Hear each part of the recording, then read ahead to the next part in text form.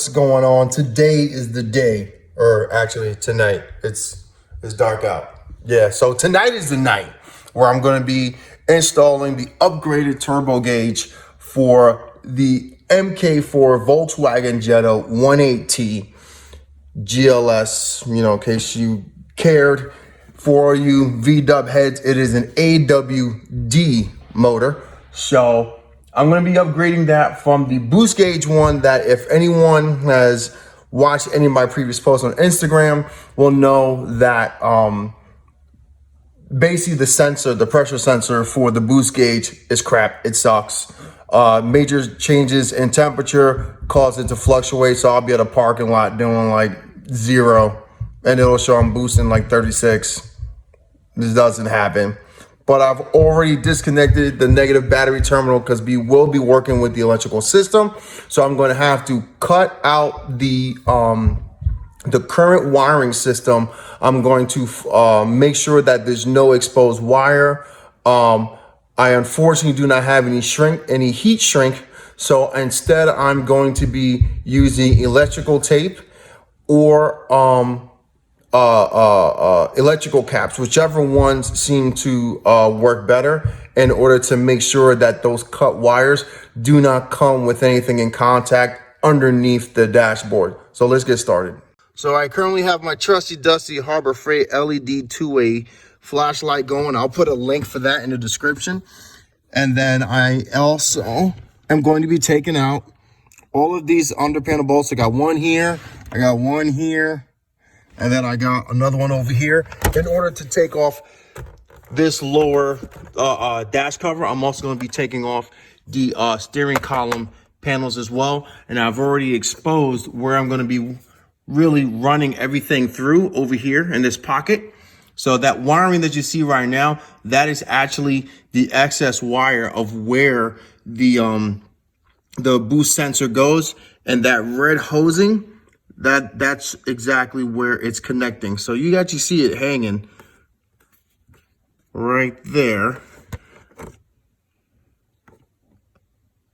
See, it's zip tied. Yeah, that sucker. I have the gauge out, garbage. I have the sensor out, extreme garbage. And this is, you know, the extra wire that I had labeled in case it ever ripped off, which I did have to repair several times because it kept coming loose.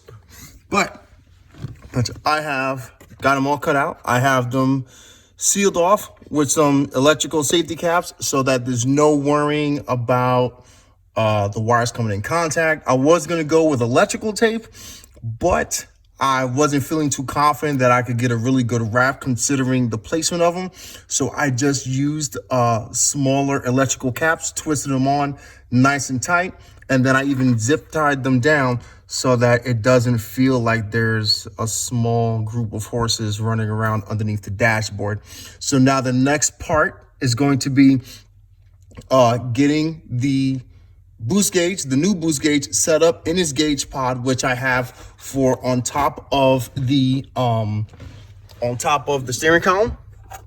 And then I'm going to be running them through and connecting one by one these extenders over into the proper fuse panel section, and then I'll show you how they work.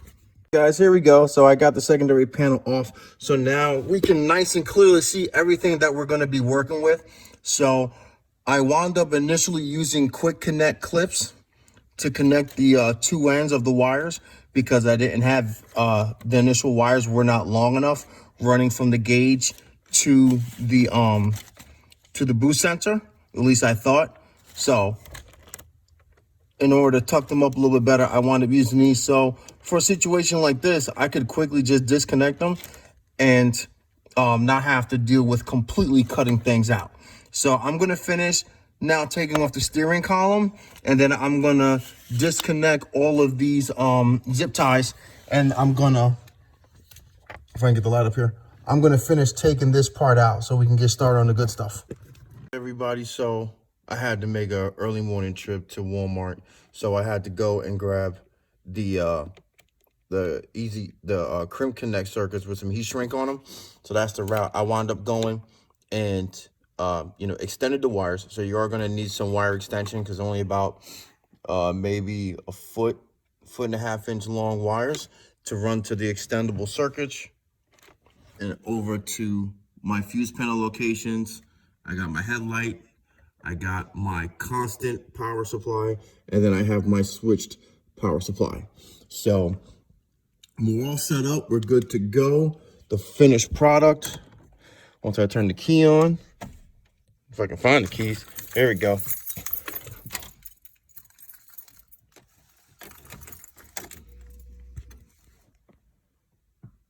There we are. It's kind of freaking out because of the light. You can't really see too well. There we have it, people. We have power. You see it slightly dim when the headlights go on, and then it's constant on when the key is on. So, and when the key is off, you have clear white. This is accessories power. You see it dim a little bit, and then you see it dim a little bit more once you turn your headlights on. All right, so there we have it. She's set up and ready to go.